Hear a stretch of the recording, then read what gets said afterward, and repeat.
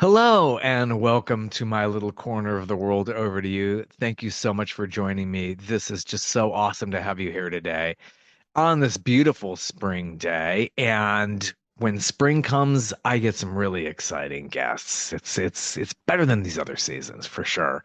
Today is absolutely no different. I speak with the legendary drummer known as Carmine Appice. He was in a band called Vanilla Fudge, which has done some really trippy stuff way back in the late 1960s. If you hear that first album of theirs, it's just so trippy. I mean, they do some Beatles covers there. Just get it wherever you can. But Carmine went on to a bunch of other projects, and this band is called Cactus, which has been around, but lately they've been doing these cover albums and they have another volume of blues classics that they cover. This time out, just like the other time out, he gets all these wonderful musician all-stars in there. And this roster is just amazing.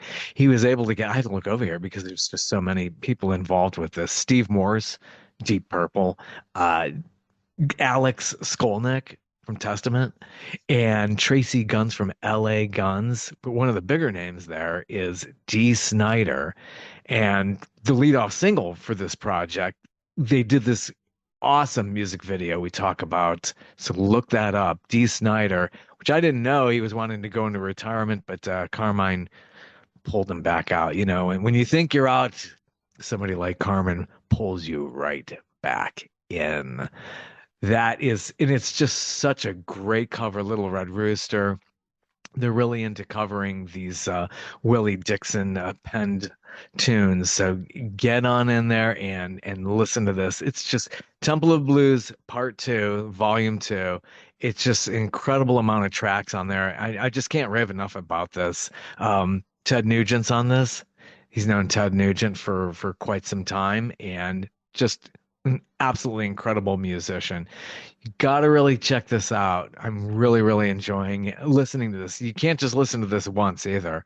It's just an incredible story of how he was able to get all this talent together.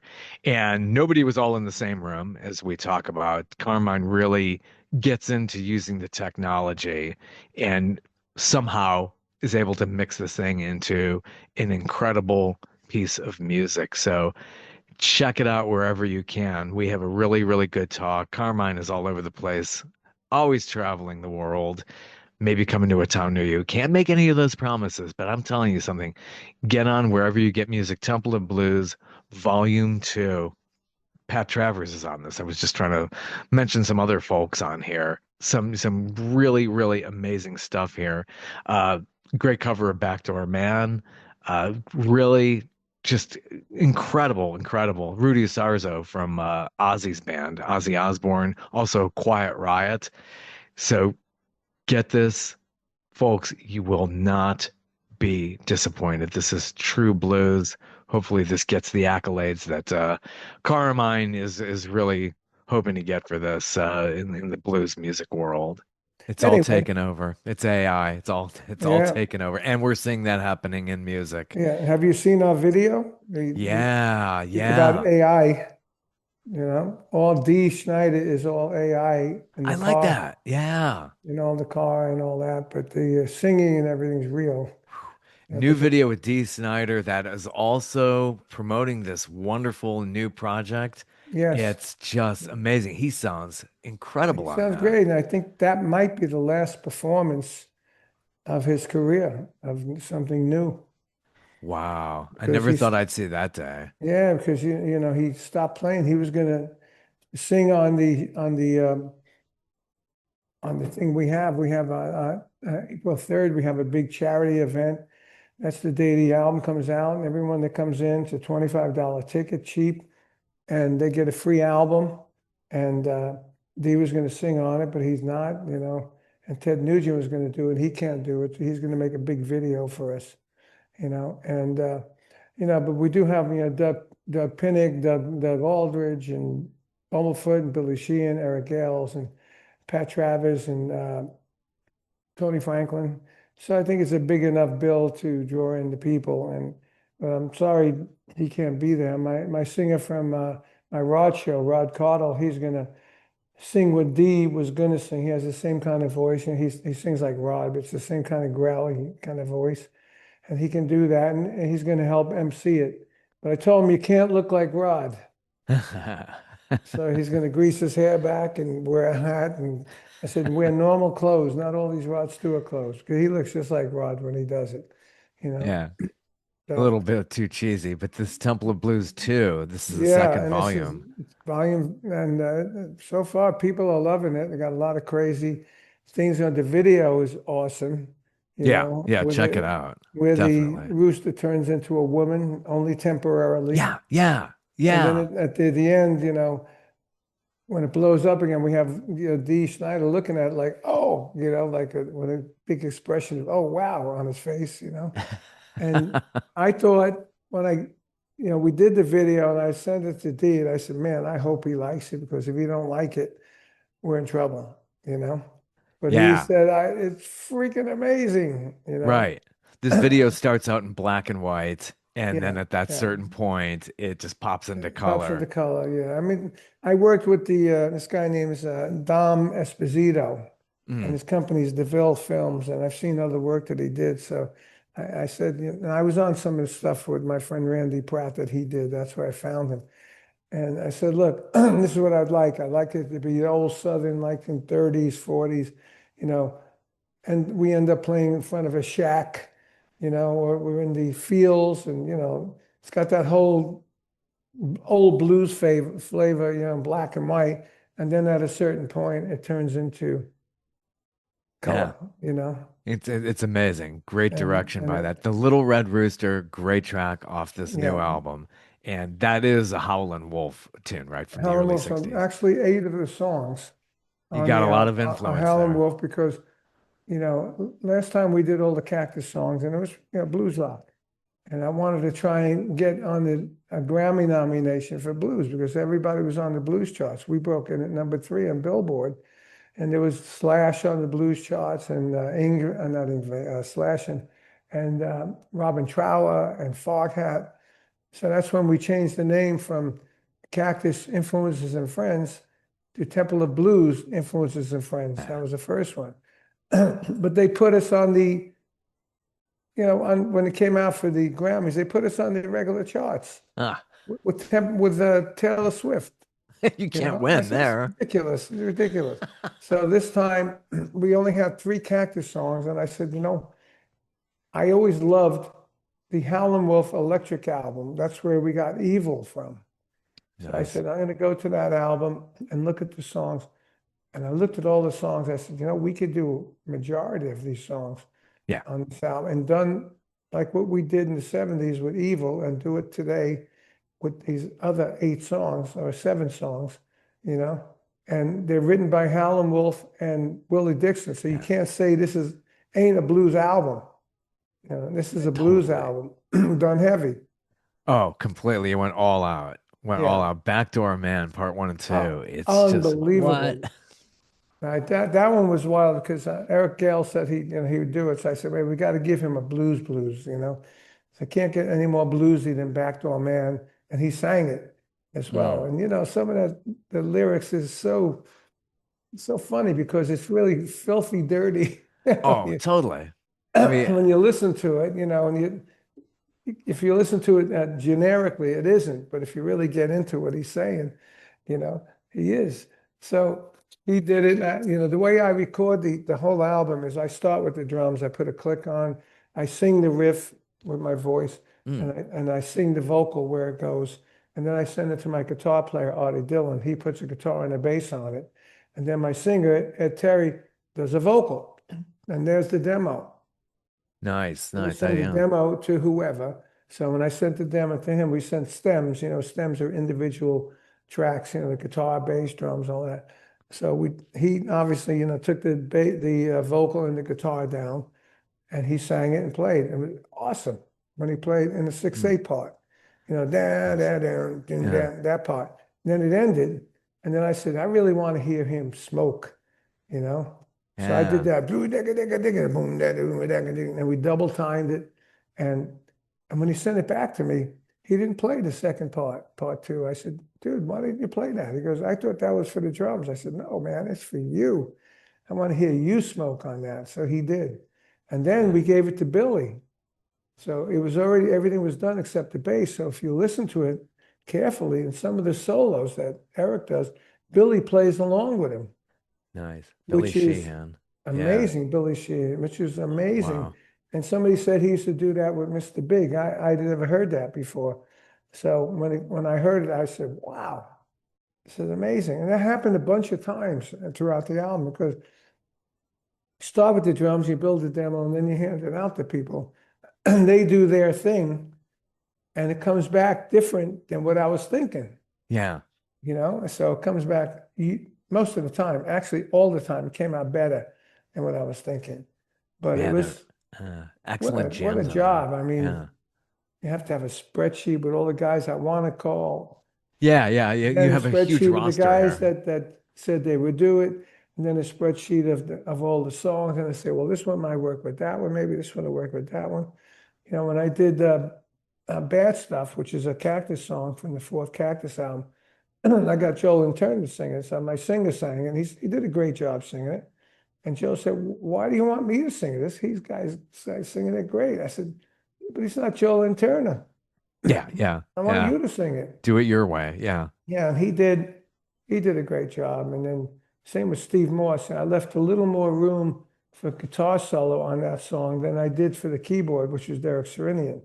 One more round.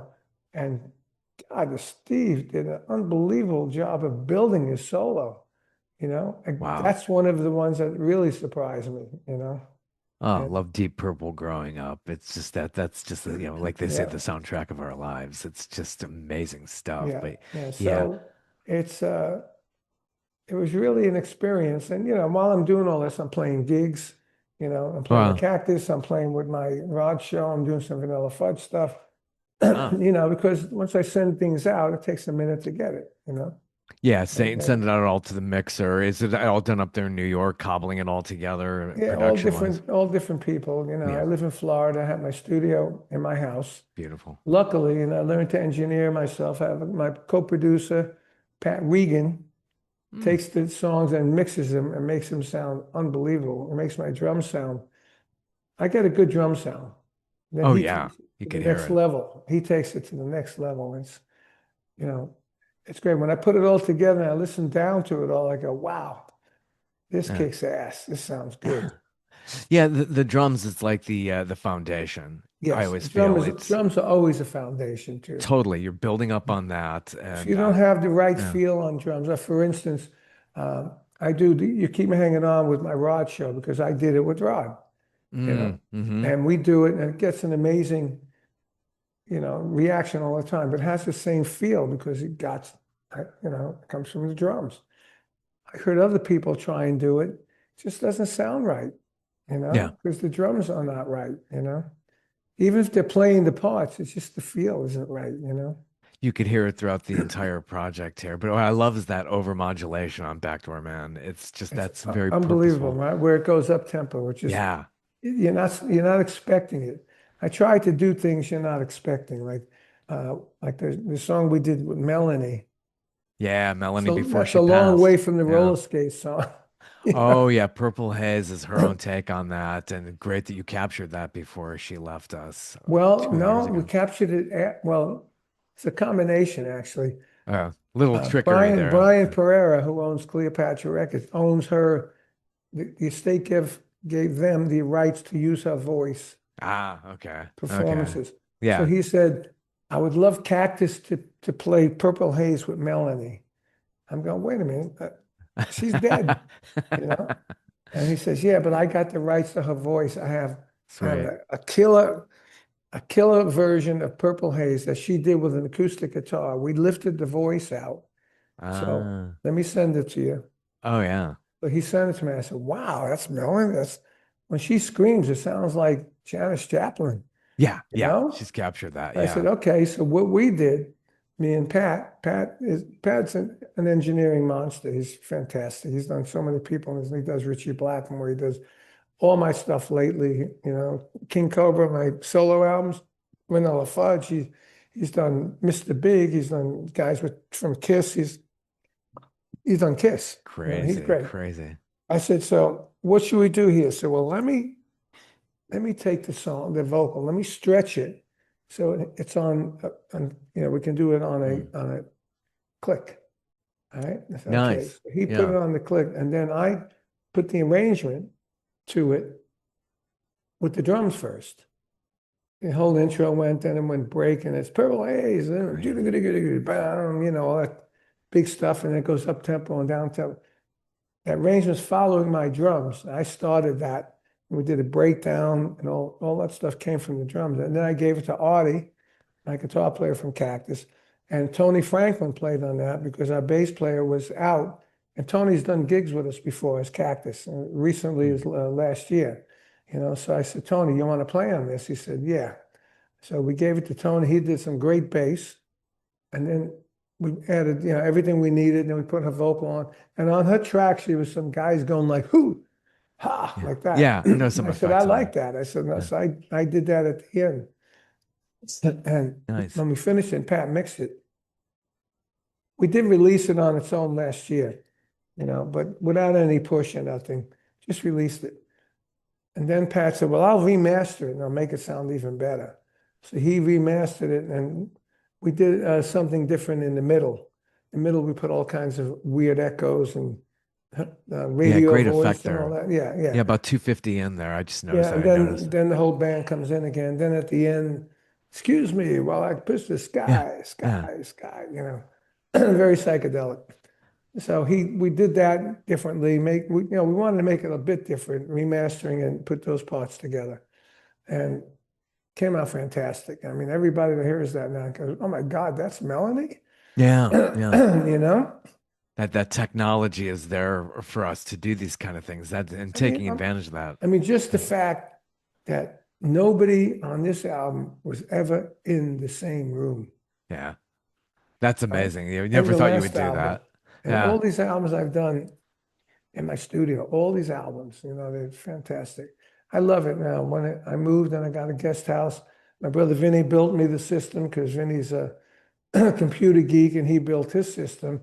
And I said, hey, Vin, I need to get a system. So he said, I'll build it for you. So he built it, tried it out in California, sent it to me, and then through FaceTime showed me how to work it. And that's been like 4 years, 5 years. And I learned how Wow. to engineer it all myself. I went on different, YouTubes. I said, well, how do you do Yeah. this? How do you do that? Now I've done everything. I've done drums there. I've done vocals. Wow. I played bass on some of this, on this 2 volume, like Moanin'.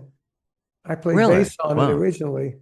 Well, Nice. because it gives me a better feel if like I said, I did the voices and I had the track of voices and a track of riffs. And I said, you know what? I got this old 1961 Fender Precision bass, which you just got to plug it in. I plugged it in and it sounded great. So I started playing it. And then I played the whole arrangement with the vocals, me and the bass. And then I put the drums to it. And then there's a little part on Mullen which goes do-do-do-do, do-do-do-do. Nice. Something I got off the Howlin' Wolf album. They did it with a guitar. That's incredible. I Yeah, have I I love have that. an iPad with GarageBand. It has a B3. I plugged that in and I played on the little B3. The B3 is like that big. And I did it on there, put it on. And my engineer Pat says, I don't know if I like that. I said, man, I love that. Just leave it in. It's so cool. It's different, you know. So it's Yeah. everything, So now I've done everything in my studio. I played bass. I've recorded.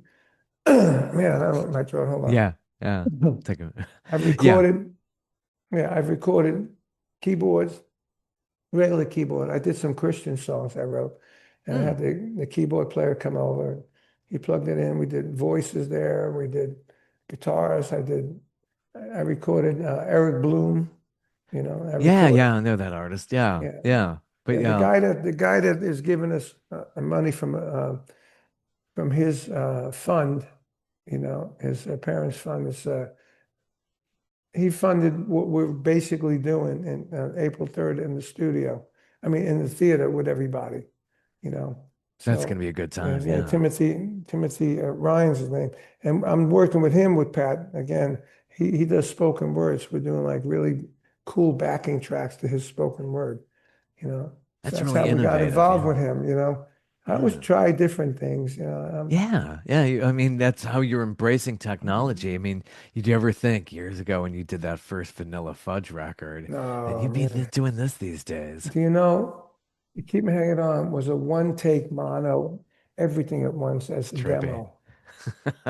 And who knew that was the 7 minutes that changed my life? Yeah.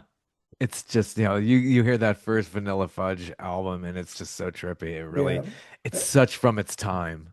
Yeah, and then Definitely. they ruined our career with the second album, which was terrible. And I don't know what they were thinking. So Ahmet Ertegun, the president of the Yeah, owner of that the guy. company, Yeah. and Shadow Morton. Now let's do a concept album.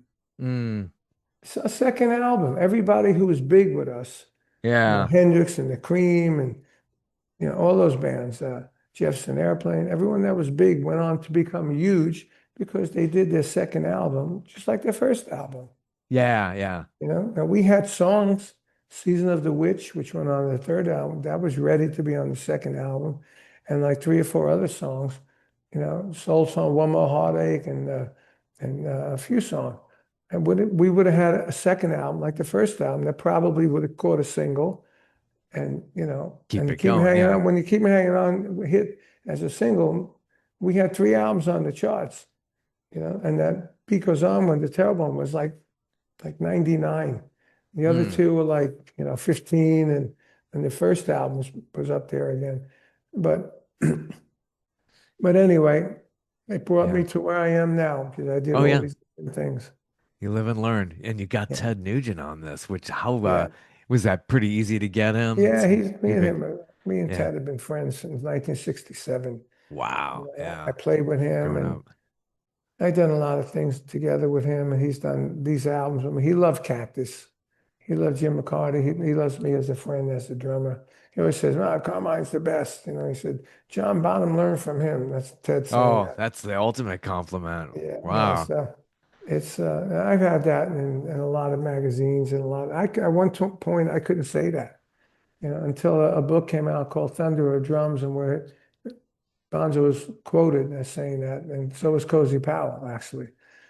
So it gave me the ability to say that without being like looking like an egomaniac, you know. Right. Let them say it. Yeah. Yeah, I let them Don't say it. So that was it. Then Spoonful. I would Yeah. do like Rhythm Magazine in England and said Carmine Appice, the man who influenced John Bonham, or Carmine Appice, the man who invented heavy rock drumming and that kind of stuff, which is good.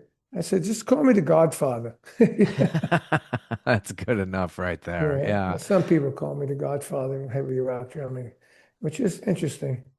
Yeah. I Wow. just What a became a grandfather. wow. Yeah. The Yeah, grandfather of it. Yeah. yeah. It's Luca Carmine Appice is his name. My son's name is Nicholas Carmine Appice because I didn't want to give him the name Carmine, my son. He would have been the third because everybody calls me Carmen. And yeah, come on, dude. Mine doesn't spell men. You yeah. know, Yeah. so. They could totally script that pronunciation easily. Yeah, Yeah. that's what they just go comment a piece, comment a piece. Anyway, Awesome. Yeah. so you Great must have some release. questions. I probably answered a lot of them. Probably didn't. I was very interested in about the whole process of getting this album together and Yeah, how, yeah, the technology was there. Because you can't get this cast of characters all in one place. no There's just way. no way. There's no way. I mean, I've been doing that for so long now. Uh, a part of it was started at Pasha Studios years ago when I did the Ted Nugent album there, and I didn't like the drum sound, so I changed the whole drum sound with Dwayne Barron. Then once we got the drum sound there, then they used that drum sound on that Big Quiet Riot record. And then I also learned to punch drums in and out where, it used to be you do one track of drums, the whole thing. But no, that's no good. Do another. But now you're on take 10 or 12. By then you lose the feel. I said, man, why can't I do like everybody else? Where, we do a basic drum track and say, I want to fix that fill and go in and fix it. So me and Dwayne Barron figured that out in 1982. So I've been pretty much doing that since 1982 on all my records. The Blue Murder record, I redid the whole record. I did the whole Amazing. record, and then Bob Rock said, "We got a much better drum sound.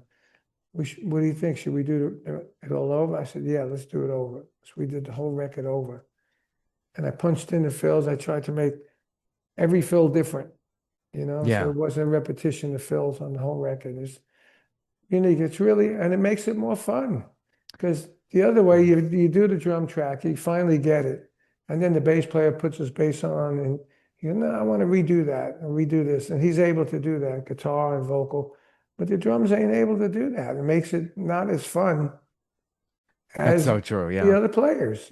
So finally, I learned to do that, and now I do it the other way, where I start with the drums, and it used to be on the first album we did with Parchment Farm and One Way or Another. I did without any vocal or nothing. I just did it from my Just head. start with that. Yeah. But then I found that if I wanted to punch something in, I didn't know where I was Mm, on the mm. track because there was nothing to identify. It was in the verse or I was in the solo. You know, I said, I got to fix that. So that's when I came up with the fact of doing the click and doing the riff like Evil. I go bam, bam, bam, the bam, ba bam, ba bam, ba bam, bam, bam, bam, drum fill. Da, da, da, da, da, da. So I do that for the whole Nice. song, verse, solo. And then I'll Yeah. go in and actually do the vocals. Nice. Then, if I'm in the song, I know where I am. Right. That works for you. And then Yeah, I that know where result I is, am. It's like, yeah. otherwise, if you just do it in your head, you don't know where you are. Are you in the solo? Are you in a verse? You know? Yeah. So I developed this new technique for myself, which has been working. Another great track, you have a Tail Dragger with Rudy Sarzo from Ozzy's band. It's Yeah, just got and this and serious and and harmonica. what about the harmonica guy is great. Wow. Yeah. Rockin' Jake from LA. I mean, Yeah. no, he's from Florida, I actually. don't know how you do it on the harmonica. I remember it reminds me of Toots Thielman. Was one Yeah. of these great harmonica players. It's like what a Yeah, talent. yeah. I mean, we got a few songs with harmonica, so uh, we just went the whole bit with the harmonica. My singer, Ed Terry, plays harmonica, not as good, but he'll cover it Yeah. really good. So we had some guys playing in detuned guitars, and so we just detuned all the guitars, so everybody's in one key. So we had to change four harmonicas, Mm. So I bought five harmonicas, and they're not cheap, you No. know Yeah. just for the one show, you know? And Yeah. and then we find out I only needed three, and Better there's to only have more. one song called Alaska. It's the only one that had this one harmonica. I said, you know what? We'll just do it. Bumblefoot plays slide, fretless. He plays fretless guitar like on Token Choke, and it's fretless guitar. It's not a slide.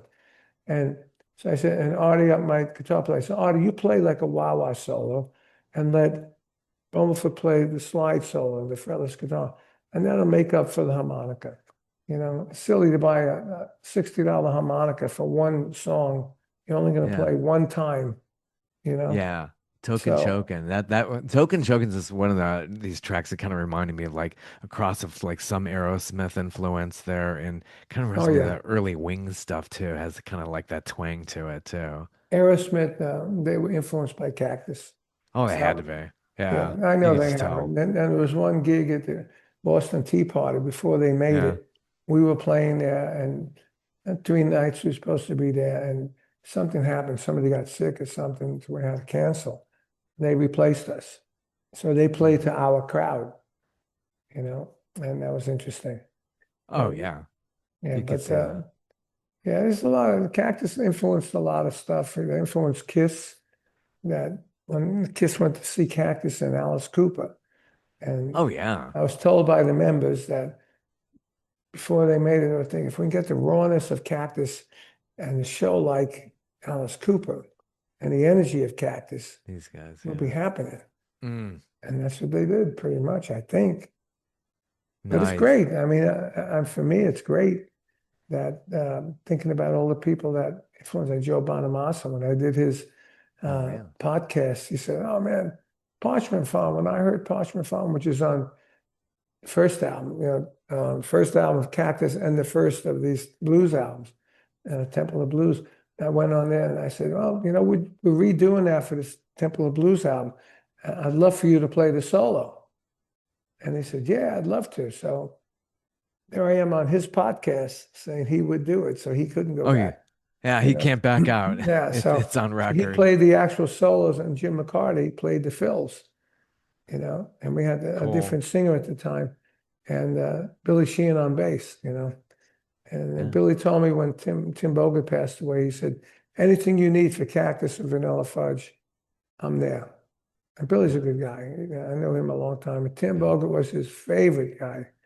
Tim Yeah. was really Yeah. underrated. He was Rudy Sarzo, Tim Bogert, Billy Sheen, Tim Bogert.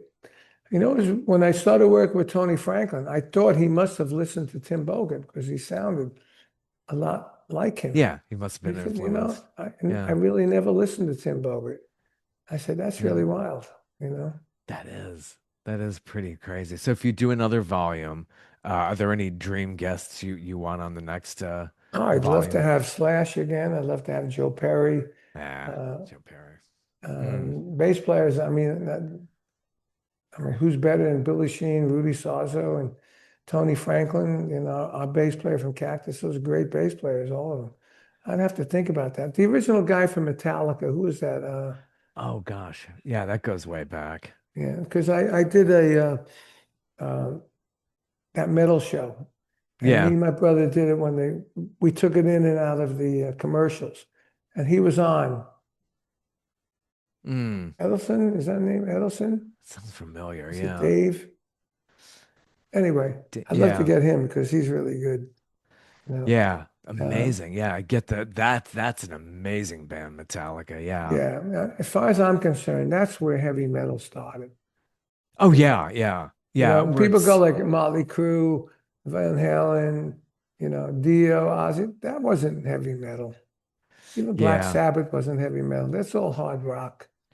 Heavy Yeah, metal is the Metallica's buzz really sounding it. guitar and Yeah. the Those guys like yeah. bass drums Yeah. following guitar, Yeah. not following the bass. Yeah, James Hetfield and Dave Mustaine and Yeah, just see, incredible. and that's when heavy metal started, as far as I'm Yeah. concerned. Testament, all that stuff. The buzzsaw guitars, you know. Oh, it's Yeah, absolutely before that, amazing. it was all hard rock. Dio was hard rock, you know. King Cobra was hard rock. Blue Murder was even hard rock, you know. Yeah. It was But yeah, heavier, but that's it was still hard rock. yeah, a lot of people don't understand. They get that mixed up even with like disco, like, well, no, the Bee Gees weren't really that. They always Yeah, go they back and had say great that. songs. Yeah, amazing. They had That great songs. entire And this, catalog. and speaking of disco, when I played with Rod, before Tom Dowd took a hold of Do You Think I'm Sexy, it sounded like Missing You from the Stones. Mm-hmm. That's what it was supposed to be. Yeah. Rod said, I want a song like that. And then I brought in the changes and the groove. And then Tom Dowd added all these things on it, a bunch of keyboard. David Foster was a session guy. He's on that, orchestra, all kinds Oh, of stuff. We it's went from amazing. 124 track to 224 track. And all of us in the band would go, man, it's like he's ruining it. But then when he came out, it went to number one in 15 countries. So You can't can't argue with argue it. with that. I can't argue with it. I wrote Rod's biggest song, which I still can't believe, and he's still friends with. We started this Rod show, Katja Reichman played with Rod 14 years. She played sax. You've probably seen her on pictures with Oh Rod. yeah. And so me and her played with Rod. So we don't want to call this thing a tribute. Everything's a tribute today. Yeah. That's what makes the So money. I said to Rod, we're going to call it Rod the Show, celebrating the music and legacy of Rod Stewart. Right? Sounds good. Yeah. And I sent it to Rod. I said, what do you think? I said, yeah, everything's a tribute. What do you think? He said, wow, I'm honored. you know. Mm. And before that, Catcher sent pictures of our singer, Rob. He looks like Rod. He sounds like Rod, and he dresses like Rod. So Rod said he hadn't heard him sing yet. He said, man, he looks like me and he dresses like me. Yeah. And I said, this guy lives you. He does. He lives. It's not a wig, that's his hair. He runs Right. around walking. I mean, I'm in Walmart with him, Somebody will come over, is that Rod Stewart? Yeah, I mean, think they about think it that. Rod is. Stewart in Walmart. I don't I think don't so. think so. Yes. But anyway, I said, no, he's just the lead singer of the show we had. And we explained the show. But it does well. Everywhere we go, people love it. Yeah.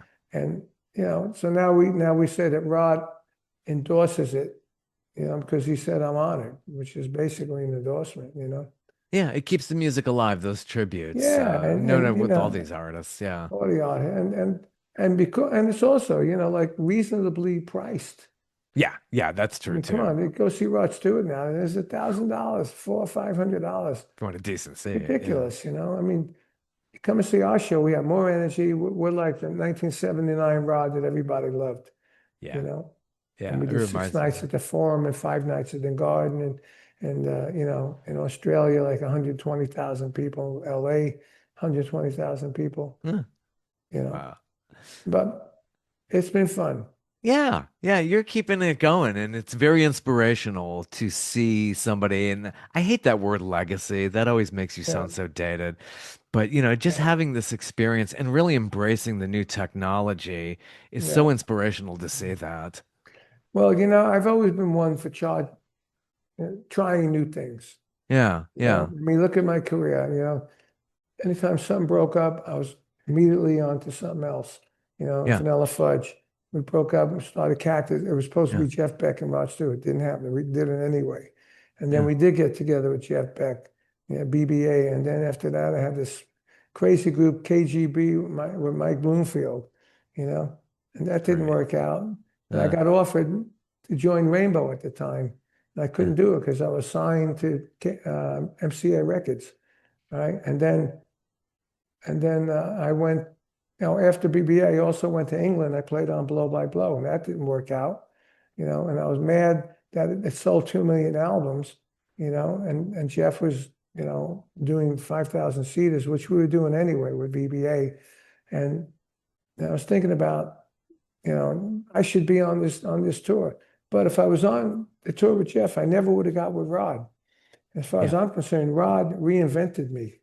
yeah. One thing leads to another. It's Yeah, just, and so I was with Rod 7 years. I wrote the songs. I helped produce stuff. We played in front of the biggest audiences, even in Australia. Jeff played one night at a 6,000 seater. We played, I think it was 5 nights at the 6,000 seater with mm, Rod, and then we played a stadium, right? it's got to And be an we incredible we feeling. played and we stayed in the same hotel, and they were enemies. And I kind of said, "Hey, Rod, why don't we invite Jeff to the show?" Oh, yeah, would he come? I said, "Yeah, he'd come." And they invite. It's all in my book. I have an autobiography called "Stick It: My Oh, Life as Sex, Drums, and Rock and Roll," and all these stories are in there. And I got them together. And then later on, we ended up doing "People Get Ready," because Rod was Jeff was at my house. He's getting broke up with his girlfriend. I was getting divorced. We went to write that's music right. with my Yeah. friend Dwayne Hitchings. Came up with People Get Ready, called Rod, put him on. I was in the studio with Jeff there, Rod over there, you know. And then it comes out, we got no credit. you know, Oh man, you it's a know, happy but accident though with that yeah, that but it track. was it Whoa. was but we did it. Yeah. We did Oh it. And wow. then, after that, then I joined Ozzy and Ted Nugent and always moving on. And that's why you get these guys that are really big name drummers. They've always been with the same band that was big their whole career. Yeah. Not Yeah. me. I was with different, this one, but I kept my name out there. I wanted to be the Gene Krupa of rock. And I Yeah. think I've achieved that. Definitely. Yeah. Big names Yes. you're related to here. It's just Yeah. it goes on and on. We'll get that book too, and you're online. Check it all Yeah. out. Great music video. And I wrote a drum book called Realistic Rock that sold over 400,000. And I Nice. did, I was the first musician to do a rock clinic, not just drum clinic, any rock clinic. And I wrote the book, and some people say I'll legitimize rock drumming with the book, you know, That which is is really ambitious. interesting. And now we just re-released the book, and I've always done great. I wrote a book like 20 years ago. It's called a Children's Book of Rhythm, right? Nice. And what it Yeah. was like, like those children's books you open up and they're all colorful and Oh yeah, animals. yeah. It's like that. So I had Freddie the A great Frog. idea. Freddie the Frog jumped in whole notes. Dino the dinosaur had two legs. He was half notes. Penny the Pony had quarter notes. And they all go for a walk and music, and then Freddie gets tired because he's jumping, and they're faster than he is, and he rests, so he's sitting on the rest. It's interesting. Good stuff. So I'm in New York. We're packing. My wife sold her house here, and I came upon that. I said, "Wow, I wonder if Hudson Music, which just re-released my realistic rock book, which sold a lot." And I sent it to him. I said, "We should talk about this. This is interesting. I don't know what to do with it. I've Yeah, had it in yeah, my Hudson. files forever. You know, Yeah, that's a and good it's like for distributor. young kids, like 3 years old. It's a great And idea. 4 years old. And where music is demonstrated by animals. Oh, that's a great idea. Wow. Really crazy. Well, cool. I Well, got nice. Thanks so much for stopping by. It's been a Yeah, it was good pleasure. fun. Great story you have out there and a great new album out there, Yeah, I'm Temple real Blues. excited about the album. Everybody seems to be excited about it, so Good I'm stuff. right there. Good stuff. Yeah, get it wherever you get music, and Yeah. best wishes to you. You're probably going to keep going and going, so you have a good future Yeah, I'm too. talking about another album after this one. Good So deal. I work a lot with Cleopatra, So I talked Awesome. to him about it. He said, "Yeah, let's do that." So I'm waiting to get a call back from somebody else to make sure we can do it. Look forward to it. Cool, man. All right, dude. Have a See you good one. again. Ciao. Bye-bye. Take care. Bye bye. I couldn't remember Howlin' Wolf's name in the intro. This is how crazy it is because I've got so much stuff going on in my head. There's a lot going on these days, folks. Howlin' Wolf. Give Howlin' Wolf the credits. Willie Dixon did a lot of penned a lot of those tunes. But back to our man, all this stuff. And then Melanie, through technology, was resurrected into this project. Who does just, wow, what a voice. Melanie. Anyway, Cactus. Temple of Blues too. Please, folks, get some good music here. This is just awesome. Carmine is just incredible. Wow. I was just really impressed. These guys who just they kind of, this isn't wallowing in the past. This guy really knows how to embrace technology and really use it. And still doing music videos and doing them really amazingly well. Even if you're using AI, it's kind of becoming part of our lives. It's just that will be talked about forever. Anyway, thank you so much for joining me. I really appreciate it. Have a good one.